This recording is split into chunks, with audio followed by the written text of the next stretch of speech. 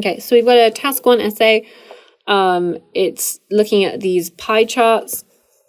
So they've given you 4 of them. The charts give you the ages of the populations. We're comparing Yemen and Italy in 2000 and projections for the year 2050.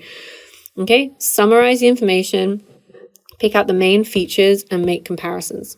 Okay, so we know what they kind of are looking for us to do in the task 1. We've got to check we're doing the right tenses. So the fact that it's the year 2000 or the year 2050. So part of your answer is going to be in the past. Part of it is going to be using the future tense, okay? Because it's a prediction, okay? So you need to be able to sort of say stuff like, you know, is predicted to,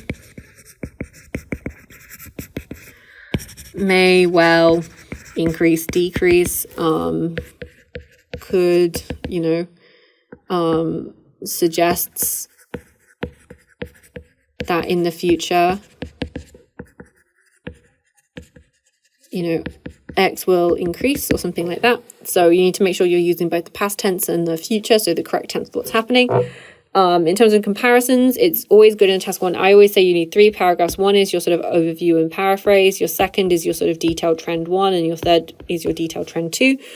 So you need to come up with 2 distinct areas with which you're going to compare the data, okay? So when I'm looking at this, the first way to compare it is obviously between the countries. So you can either do it in terms of the age groups, okay, or you can do it in terms of the year, okay. So one thing I might do is I'm looking at this and I'm thinking, okay, well, the populated number of people who were aged between 0 and 14 years was half in Yemen, and it was much smaller in Italy, and much smaller for both years in Italy. Okay, so my first point I'm going to make is that the youngest people remained was the largest group compared to Italy, and their smallest group was 60 plus years. Okay, in Yemen in the year 2000, and then it was the largest group. It rose these as well. So I think I would sort of compare these 2 in my body 1. And then I would probably make comparisons change over time in my third paragraph. So I would probably say something like, in Yemen, this, you know, the 15 to 60 to 69s increased and the over 60s increased, but there was a fall in this proportion of the population. And then in Italy, there was an increase in the oldest group of population, but both the younger groups shrunk. Okay, so you're sort of doing different types of changes. So let's see what this candidate did. These pie charts illustrate the proportion of populations by 3 age groups of 2 countries, namely Yemen and Italy. So the proportion of population, illustrate the proportion of population changes among 3 age groups in 2 countries, namely Yemen and Italy, in 2000 and 2050. Okay, so the only thing I would want to see you do here in the paraphrase is sort of, again, you want to paraphrase that predicts, you know, suggests or guesses or estimates is a good one. It's good with estimates.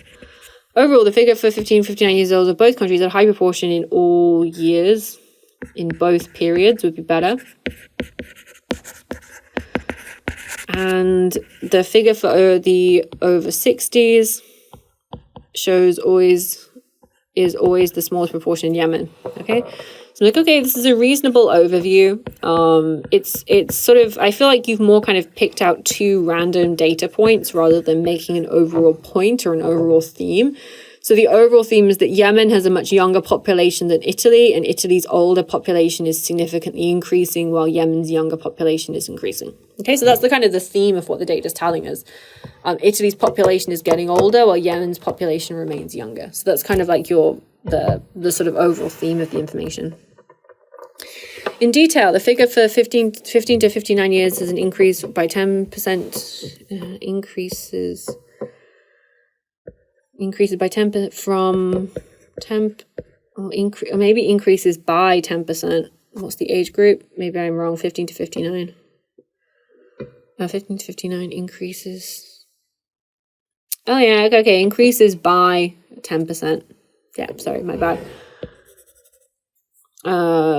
15 years increases by 10% to 53%. Yeah, whereas the same age group In Italy, decreased by 15%, approximately to 42.6 over the years. During the period is a much better way to phrase that. It's also interesting to note that the figure for over 6 years has a small amount of proportion in, I think it's supposed to be over 60 years, so a small proportion in 2000, however, it goes up slightly to 5.7%, while the figure of single in 2000 accounts for just below 1/4 and rises in 2050 and is predicted to rise in 2050 to a peak of, or to 42.3%. The group of 14 to like the 0 to 40-year age group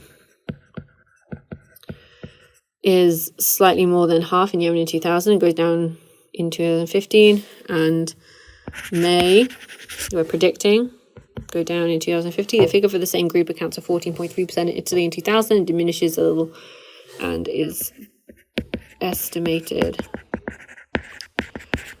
to diminish a little to 2050. Okay, so overall my sort of issue is I feel like they are comparing as they go through. They are sort of picking out the data. I feel like there's no real structure to the way they've picked out the data though, or how they've structured the data. So that's my only sort of issue. And I feel like that overview was a little random and lacking in sort of theme. Okay, so that's sort of my main issue. Also, I usually like to see this sort of broken down into two distinct sections. That tells me you've thought about the data and you've divided it up in a logical way. And I like to see these put together as one paragraph. But that can sort of vary from examiner to examiner, how strict they are about that.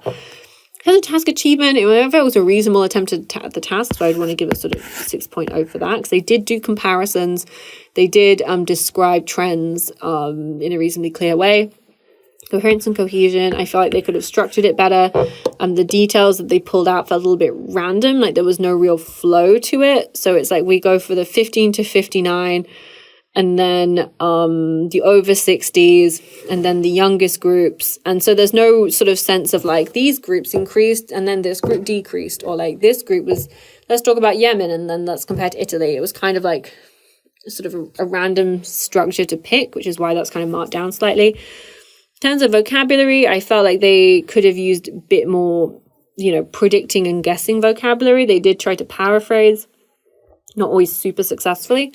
So I would sort of want to give them a 5.5. And in terms of the grammar, I probably want to give them a 5.0, because there was a couple of issues with this grammar, and especially about the predicted and the future tense. They really didn't get the hang of using the future tense very consistently. So overall, coming out at a 5.5, and I would definitely say to them to check their future tense for sure, and to work on their logical organization of ideas. Okay, so that's kind of my feeling on this one.